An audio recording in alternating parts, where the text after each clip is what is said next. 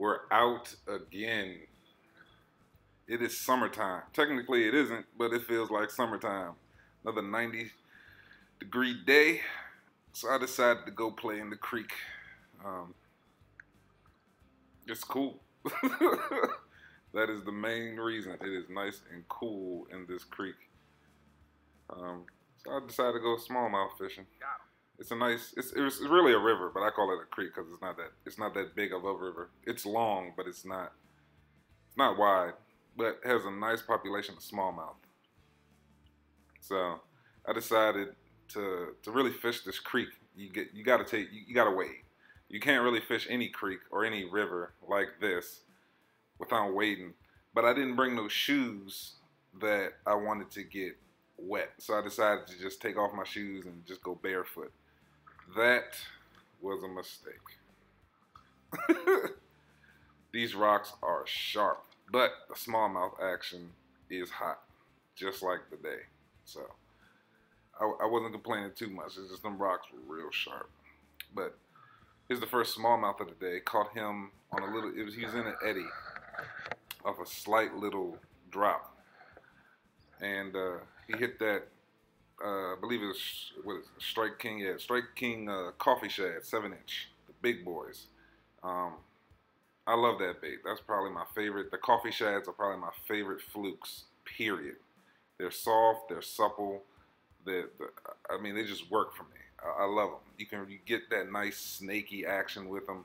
When you dead stick them, they wiggle, which is just awesome. They wiggle when you just dead stick them. So when you stop it, they don't just fall head first or fall tail first or just fall straight down like a stick. They actually wiggle and wobble as they fall. So it's killer action. Killer action. And wherever I throw these coffee shads, if the fish are in a attack mode, if they're actually hunting and attacking fish, they slam it. And then these little creeks they kill too, because it's nothing but little teeny shads. And well, in this river, there's little teeny shads, shiners, and little striped striders or whatever they're called. And so the bait just kills.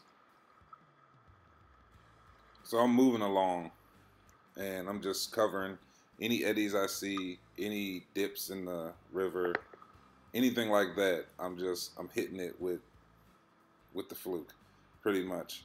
The only bait, I have a couple lures in my pocket, but the only lure that I'm really going to be using is the fluke, just because it's so versatile. It doesn't get snagged. I love using the fluke. I also have a jig and a smaller crankbait, but the fluke is killing it today. So coming up to this spot right here, and getting here was like, it was long and painful. Like them rocks, I had to go over. There's a little waterfall or whatever, and I had to go back up on land. And the rocks, since they're not in moving water, they're extra sharp because no erosion is taking place and softening the edges up. So like they're extra sharp on land. So I'm sitting there just like creaking through, just in pain. But there's a whole bunch of rocks, a whole bunch of eddies here, and I'm like, I have to be able to pull a fish out of here. So I'm just hitting all the eddies, and bam, I get hit. It's a small smallie, but I mean, I knew I had to get hit, and every single fish that I was getting into had a couple other ones following them. So it was a little bit of competition going on.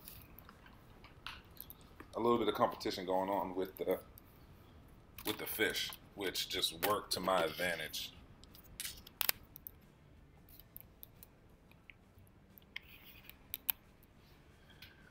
So I've been walking the creek pretty much all day, and I got some more fish. I didn't have the camera on, so I didn't get them recorded. Took pictures, but didn't have the camera on. And I got to this nice part. This part is pretty. It's the water's moving. It's a little bit slower. It's way deeper than where the rapids were. I mean, the water in the middle part, which is where the smallmouth are, it's at least 4 feet deep, which is, for this river in this type of water scenario, is definitely deep. And you can tell that I mean, the water slows down, which means either the river's getting wider or it's getting shallow or it's getting deeper. Excuse me. So when you see when it goes from rapids to it starts to slow down, it's either the river is getting wider. Okay, so the width of the river is getting wider or it's getting deeper, which is going to slow down the water. So I knew when I saw this, I was like, oh man. And then bam, I get tagged. And this smallmouth goes ballistic. I mean, he goes ballistic. I want to slow it down. And I think that's why, I mean, I love smallmouth bass fishing. I mean, he clears the water. But they fight hard for their size. None of these smallmouth were real big. I mean, they were real small, and I wasn't expecting to get into really, I was hoping, but I wasn't expecting to get into like no monsters. I have caught nice, 18 plus inch smallies out of here, but just the fight alone and being able to be in the water and stay cool was just, it made it an awesome day. It was just really a fun day. I was just playing in the river basically. It was a fun day. I even put on live bait. That footage in the beginning was actually on a worm, and I was just fishing for suckers, and this smallie hit it, and I decided to just do some underwater footage with them.